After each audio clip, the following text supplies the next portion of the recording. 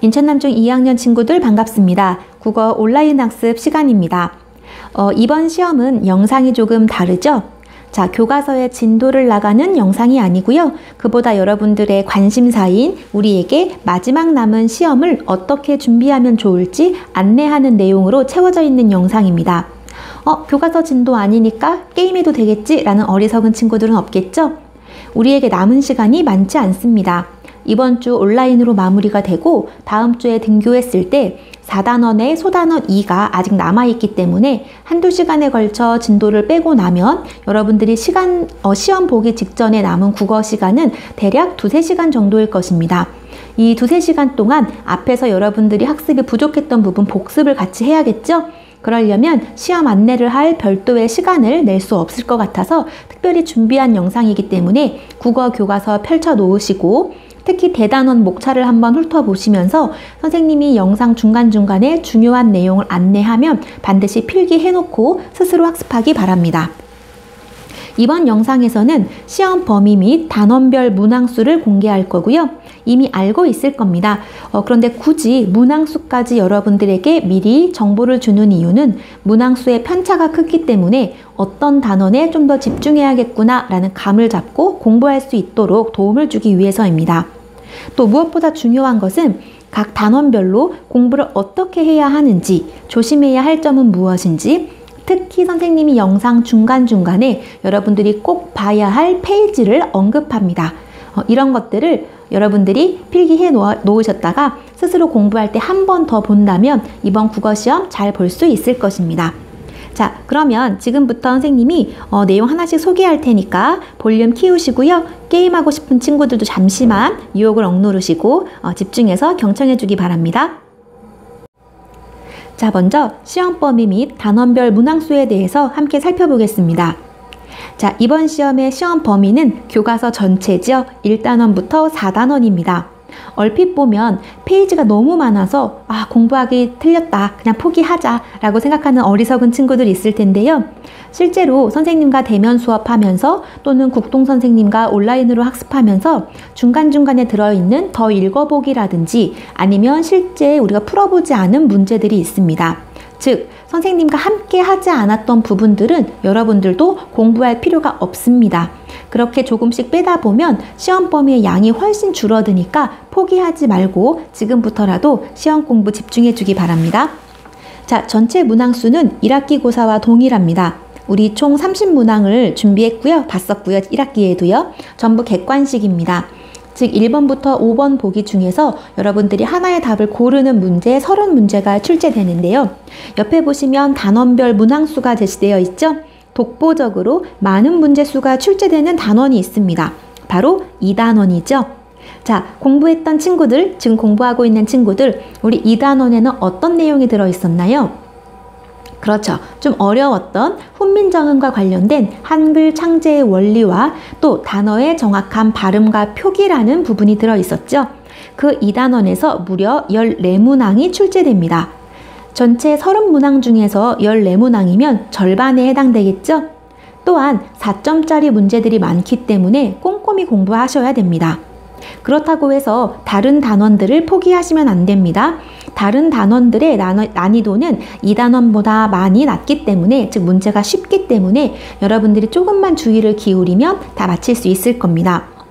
어떤 친구들 중에는 한 단원에만 이렇게 많은 문제수를 배정하는 것이 조금 이상하게 느껴질 수도 있는데요.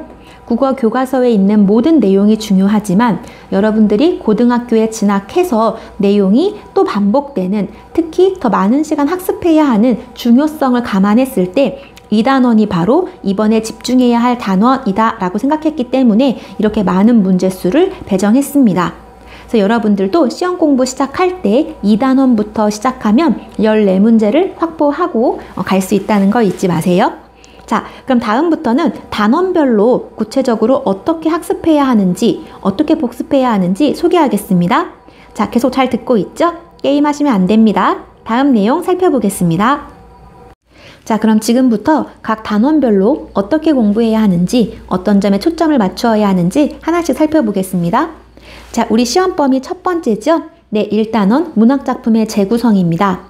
여러분들은 교과서 앞부분에 대단원 목차가 있어요. 이 책의 차례라고 되어 있는 대단원 목차를 함께 보면서 중요한 내용을 표시했으면 좋겠습니다. 자, 이 1단원 안에는 황순원 작가의 소나기, 그리고 이 소나기를 재구성했던 여미로 작가의 소나기라고 하는 드라마 대본이 있었고요. 소단원 2에는 모진소리라고 하는 황인숙 작가의 시를 학생들이 각각 재구성했던 내용들이 들어 있습니다. 자, 이 부분은 학급별 온라인 클래스가 아니었죠? 우리 2학년 국어 온라인 클래스에서 복습했었는데요.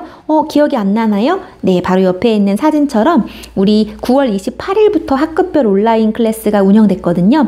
그 전에 우리 개학하고 나서부터 학습했던 부분이기 때문에 선생님이 빨간색으로 표시한 2학년 국어에 가면 국동 선생님이 수업하신 영상이 올라가 있습니다. 따라서 또 선생님 수업이 없어요 라고 하면서 자기 반에서 찾으시면 안 되고요. 2학년 국어에 들어가서 이 부분을 복습하면 됩니다. 자, 공부 요령 및 꼭 봐야 할 페이지 어디냐고요? 선생님 지금부터 설명하겠습니다. 자, 1단원의 핵심은 문학작품의 재구성입니다. 그래서 문학작품의 원전, 그러니까 소나기, 그 다음 모진소리라고 하는 원작과 이 원작을 각각 재구성한 작품들까지 합쳐서 총 5개의 작품이 실려 있습니다. 자, 이 5개의 기본 내용을 이해하는 거 중요합니다. 그런데 이것만큼 중요한 것은 학습 목표랑도 연관이 되죠. 원작과 재구성된 작품들의 공통점과 차이점을 파악하는 것이 핵심입니다. 즉, 황순원 작가의 단편소설 소나기는 고등학교 때도 그 중요성이 크기 때문에 여러분들이 반드시 읽어 두셔야 됩니다. 자, 시험 문제에 소나기 자체의 내용에 관한 문제 있을 수 있습니다. 단 어렵게 내지 않겠죠? 소설을 읽었는지 파악하기 위한 그럴 수 있을 정도의 난이도로 조정을 했습니다. 그렇지만 원작의 내용을 아는 것도 중요하지만 이번 단원이 재구성에 관한 내용이기 때문에 원작과 재구성한 작품의 공통점 차이점 반드시 이해할 수 있어야겠죠? 특히 꼭 봐야 할 페이지가 있습니다. 선생님이 한 가지 주의를 줄 것은 꼭 봐야 할 페이지라고 해서 거기만 보면 안 되겠죠? 전체 다 공부하되 한 번 더 집중해서 볼 페이지를 강조하는 겁니다. 자, 여러분들 우리 교과서 50쪽에 학습활동이 있습니다. 선생님 잠시 책을 펴볼게요. 좀 부스럭거리는 소리가 날 수 있습니다. 정확한 페이지를 알려주기 위해서 선생님도 다시 책을 한번 펴보고요. 자, 교과서 50쪽에 보면 학습활동 중에 목표학습 1-3번 문제가 있습니다. 여기 보면 드라마 대본의 일부분이 있고 그 밑에 보면 소나기의 소설 일부분 또 드라마 대본의 일부분이 나와 있죠. 자, 이 부분을 교과서에 있는 내용도 꼼꼼히 읽어보시고요. 물론 답을 찾을 수 있어야겠죠. 그럼 이 답은 어디서 찾나요? 궁금해하지 마시고 국동 선생님 강의에 학습활동까지 풀이되어 있습니다. 즉, 강의 제대로 안 들었던 친구들은 다시 들어야겠죠? 꼭 잊지 마시고 잘 들으셔야 됩니다. 자, 모든 강의가 중요하지만 특히 아마 8월 20일쯤에 올린 강의일 거예요. 소나기 1차 시 전반부에 국동 선생님이 재구성된 작품에 대한 일반적인 내용들을 설명하십니다. 그 부분 잘 듣고 교과서에 적으면서 공부하셔야 됩니다. 다시 강조합니다. 1단원은 어떻게 공부하자? 각각의 작품들의 기본 내용 이해하는 거 중요하다. 편안한 마음으로 한 번씩 읽어보면서 어떤 내용이구나 라는 걸 파악하자. 그 다음 원작과 재구성된 작품들이 어떤 점이 그대로 유지되고 있는지 어떤 점이 다 새롭게 재구성됐는지를 파악할 수 있어야 한다. 특히 어떤 페이지를 보자? 50쪽의 학습활동을 꼼꼼히 보자. 그 답은 어디서 찾자? 국동 선생님 강의에서 찾아보자.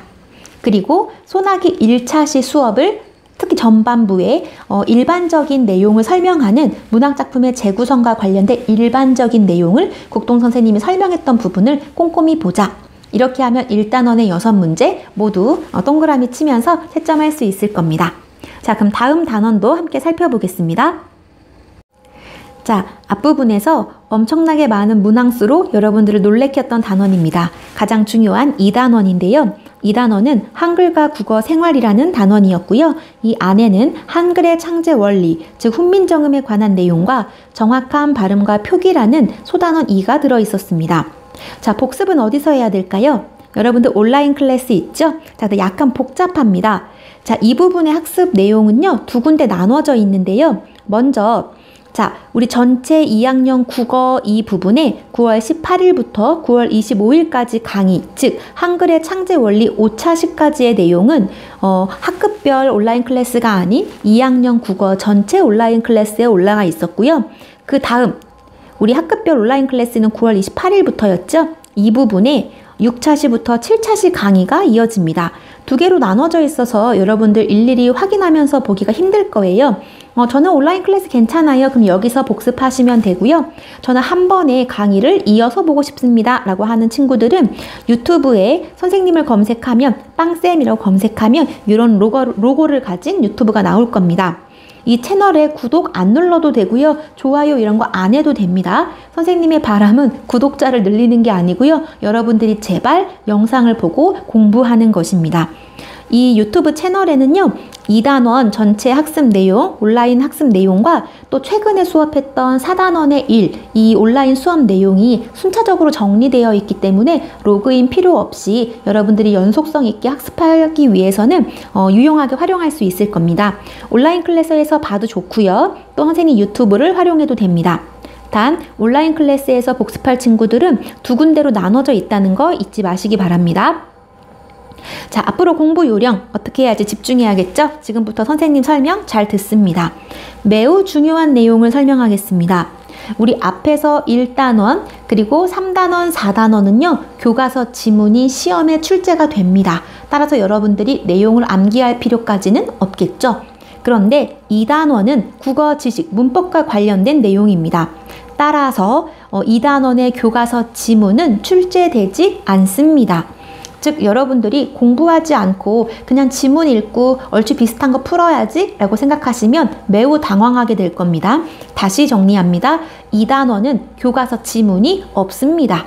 즉 여러분들이 모든 지식을 머릿속에 넣고 있다가 바로바로 문제를 푸셔야 된다는 겁니다. 즉 한글의 창제 원리에 대한 지식이 머릿속에 들어 있어야 문제를 풀 수 있다라는 거 다시 한번 강조합니다. 혹시 공부하다 질문이 있으면요. 유튜브 이용하는 친구들은 댓글에 본인의 인적사항, 학번이랑 이름을 밝히고요. 질문 달아주시면 선생님이 확인하는 즉시 대답을 해줄 수 있습니다.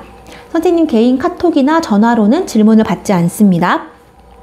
자, 여러분 이때 여러분들이 어떤 걸 그럼 기억해야 되나요? 라고 궁금할 텐데요. 훈민정음의 자음자와 모음자의 체계표를 여러분들이 스스로 그릴 수 있어야 됩니다.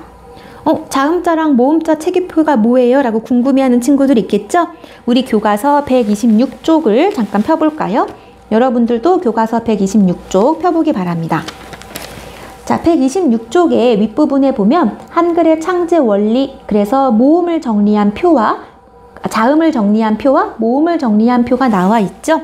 이 표를 여러분들이 원리를 이해하고 각각의 기본자, 가획자, 그 다음 우리 교과서에는 설명이 되어 있지 않았지만 선생님이 온라인 수업을 통해서 설명했던 이체자까지 분명히 알고 계셔야 됩니다. 그래서 스스로 빈 여백에다가 이면지에다가 자음 체계표 그려보고 모음 체계표 그려보고 왜 그 내용들이 표에 들어가는지를 이해하면 여러분들 보자마자 답 찾을 수 있을 겁니다. 공부를 한 사람만 2단원을 문제 풀 수 있다는 거 잊지 마세요. 126쪽에 나와 있는 표 기억할 것. 단 이체자는 선생님 수업 중에 중요하게 언급했기 때문에 수업을 꼭 보셔야 됩니다. 하나 더, 학습활동이 매우 중요합니다. 한글의 창제 원리 학습활동은요 정말 중요한데요. 중요하다라고 하는 이유는 시험에 출제되는 건 물론이고요. 고등학교 때도 연속성 있게 다뤄진다는 뜻입니다. 자, 그렇지만 문제는 변형이 가능하겠죠? 따라서 답을 외우지 마시고 여러분들이 문제를 분석해서 이 문제를 왜 냈는지, 이 문제가 의도하는 바가 무엇인지를 이해한 다음에 스스로 풀고 답을 맞히면 됩니다. 이 답은 이미 선생님 온라인 수업에 다 학습활동을 친절하게 풀이했었죠? 다시 보셔야 된다는 거 잊지 마세요. 교과서 지문 없습니다. 머릿속에 암기가 되어 있어야 합니다. 자, 두 번째 소단원은 단어의 정확한 발음과 표기였죠. 여기도 마찬가지로 교과서 지문은 제시되지 않습니다. 여러분들이 한글 맞춤법 규정과 표준 발음법 규정이 무엇인지를 이해하셔야 됩니다. 대충 공부하면 헷갈릴 수 있습니다. 정확히, 완벽히 학습하셔야 됩니다. 자, 교과서 106쪽과 107쪽을 보시면 일반적인 내용이 나와 있지만 암기할 필요는 없습니다. 이 부분은. 하지만 꼼꼼하게 읽고 이해해야 합니다. 즉, 한글 맞춤법 규정이 무엇인지, 표준 발음법 규정이 무엇인지, 그것들이 왜 필요한지, 이런 것들이 교과서에 일반적으로 설명이 되어 있거든요. 한번 읽어보시고요. 그 다음 여기는 교과서에 문제가 굉장히 많이 나와 있었습니다. 실제로 여러분들이 풀어보는 정확한 표기와 발음에 관한 문제들이 구석구석 많이 있었기 때문에 그 문제들을 꼭 풀어보셔야 합니다. 선생님은 문제집이나 참고서 보지 않았고요. 교과서를 가지고 문제를 냈습니다. 따라서 여러분들이 교과서에 있는 모든 문제를 스스로 풀어보고 다시 온라인 클래스 영상 들으면서 이해를 하면서 문제를 풀면 아마 시간이 많이 절약될 겁니다. 실제 시험에서 말이에요. 자, 다시 강조합니다. 꼭 학습활동 풀어보시고요. 근데 여기서 중요한 건 어떤 규칙에 관련한 문제인지 이해하지 않고 답만 외운다면 결과가 처참할 것입니다. 예를 들면 히읗 받침에 관한 문제가 모여 있고요. 그 다음 일반적인 받침의 발음에 관한 문제도 모여 있었고 모음 의의 발음에 관한 문제도 이렇게 정리가 되어 있었어요. 그것들이 예를 들면 이런 겁니다. 뭘 예를 들어볼까요? 뭐 친구의, 이 친구의라는 단어의 발음을 골라라. 이거는 의 모음에 관한 문제겠죠. 이런 식으로 이 문제가 왜 나왔는지 그 내용을 여러분들이 이해하시고 스스로 문제 풀어보셔야 합니다.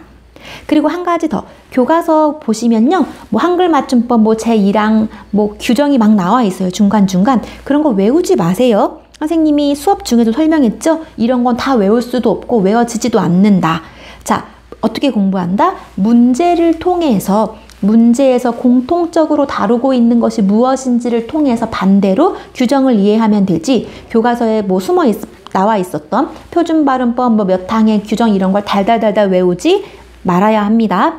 선생님이 수업 영상에서 풀어서 설명했기 때문에 반드시 영상 꼭 다시 봐주기 바랍니다. 2단원 14문제였습니다. 공부 꼼꼼히 하시고요. 자신감 가지고 문제 풀면 좋은 결과 있을 겁니다. 3단원 내용 살펴보겠습니다. 자, 3단원 학습 어떻게 해야 될지 한번 살펴보겠습니다. 3단원은 설명과 이해라는 대단원이었고요. 여기에 설명문 2개가 실려 있었죠.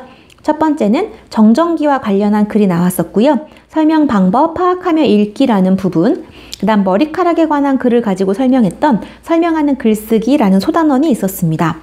여기서의 핵심, 둘 다 설명문입니다. 설명문에 대한 일반적인 내용 알아두셔야겠죠. 또한 설명 방법을 파악하는 게 핵심이다라는 거 잊지 마십시오.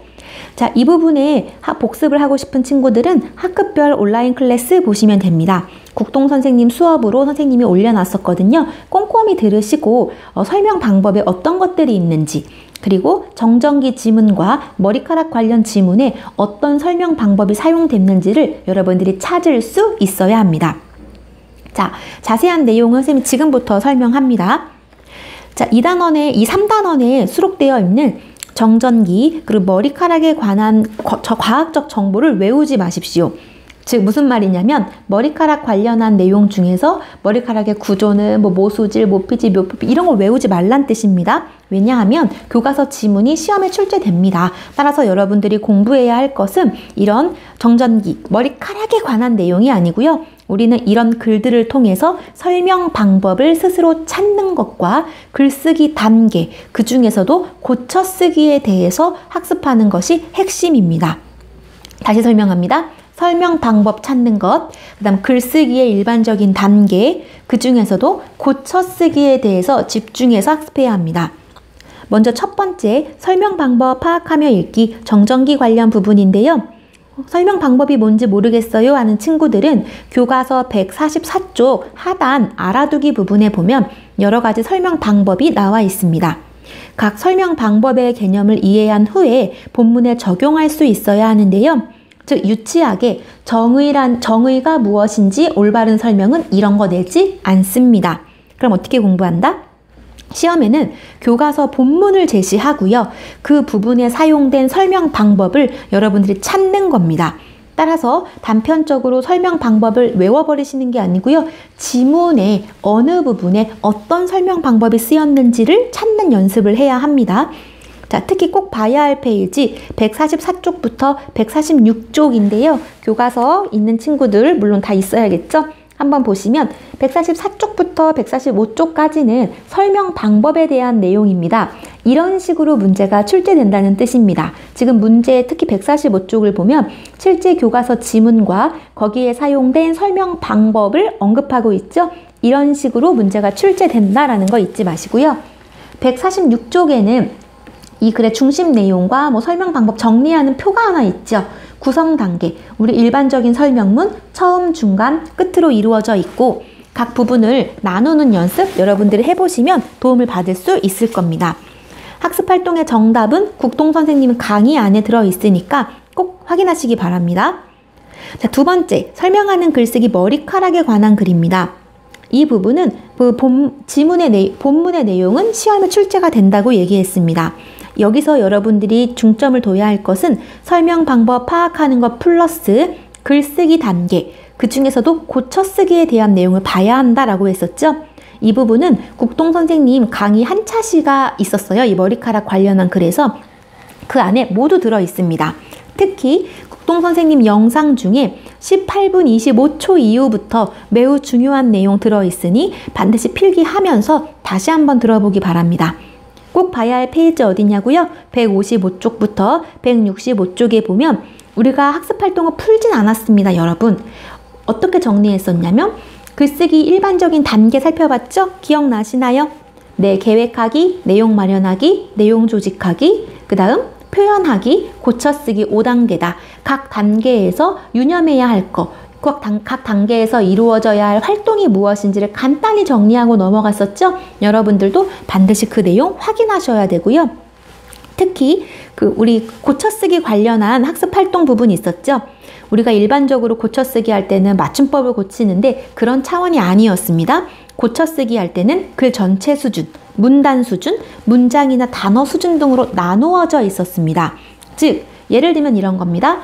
잘못된 글자가 없는지 찾아본다. 이건 어떤 단계의 어떤 수준의 문장이나 단어 수준의 고쳐쓰기겠죠? 이런 식으로 글 전체 수준의 고쳐쓰기에 해당되는 내용이 무엇인지, 문단 수준의 고쳐쓰기의 내용이 무엇인지 구분할 수 있어야 됩니다. 자, 아울러서 172쪽 여러분 교과서 한번 봐보세요. 172쪽 정리하기 부분이 있는데요. 이 정리하기 부분 꼭 풀어보기 바랍니다. 정리하기 부분 꼭 풀어보십시오. 선생님이 다시 한번 강조합니다. 자, 마지막입니다. 4단원인데요. 비판적 듣기와 읽기라는 단원이었고 선생님이 이 중에 소단원 1은 온라인 클래스에 직접 만든 영상을 올렸죠. 자, 여러분들 학급별 온라인 클래스 봐도 좋고 빵쌤 유튜브에 가도 이 부분의 학습이 올라와 있으니까 여러분들 어려움 없이 찾아서 볼 수 있을 겁니다. 특히 이 소단원 1은요. 소비자의 지갑을 여는 가격의 비밀이라는 강연 내용 일부가 제시되어 있었습니다. 어렵지 않았거든요. 중간중간에 가격을 활용한 판매 전략이 소제목으로 붙어 있었는데요. 소제목과 그 소제목에 딸린 본문의 내용을 한번 이해해 보시고 매치시켜 보는 연습을 하셔야 됩니다. 자, 학습활동 수업 내용 꼼꼼히 들으셔야 되는데요. 선생님이 학습활동 영상 만들면서 매우 중요하다고 강조한 문제가 있었습니다. 그런 영상들의 강조한 부분도 잊지 말고 힌트 잘 찾아서 공부하기 바랍니다. 자, 여러분들이 다음 주 14일부터 18일에 등교해서 진도 나갈 부분이 마지막 시험 소단원 매체 바르게 읽기입니다. 난이도 굉장히 쉽게 조정했고요. 저는 미리 공부하고 싶어요. 그런 친구들은 교과서 194쪽부터 197쪽에 만화가 나와 있는데요. 이 만화에 중요한 내용이 다 들어 있습니다. 사실 선생님이 설명할 내용도 없고요. 그 만화의 내용을 꼼꼼히 읽어보는 것만으로도 여러분들이 시험 문제 풀 때 빵긋 웃을 수 있을 거다라고 선생님이 앞반 친구들한테는 얘기했죠. 194쪽, 197쪽 만화의 내용을 꼼꼼히 읽어보시면 됩니다. 자, 다 읽고 198쪽에 있는 내용학습 문제까지 풀어보면 시험 문제를 정복할 수 있겠죠. 또한 여러분들이 미리 이 학습을 해 오시면 선생님들이 진도 나가는 시간이 줄어들 겁니다. 그러면 남은 시간은 여러분들이 원하는 단원을 복습할 수 있겠죠. 그러니까 지금 영상 다 보고 나서 귀찮다고 누워버리지 마시고요. 이 만화 부분 꼼꼼히 읽고 미리 예습해 오면 복습 시간이 늘어난다는 거 잊지 마세요.